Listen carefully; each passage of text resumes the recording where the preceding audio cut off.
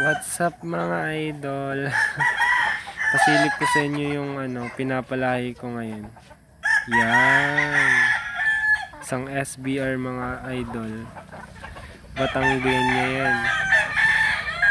Nangingitlog na pala yan mga sir sa akin. Pinares ko yan sa sa 3 times winner kong Kelso. Tingnan na lang natin kung anong lalabas. Wala kasi akong SBR. Baka mayroon ka. Pares natin siya. Napakaganda niyan, boss. Pakita ko sa iyo yung yung papares ko.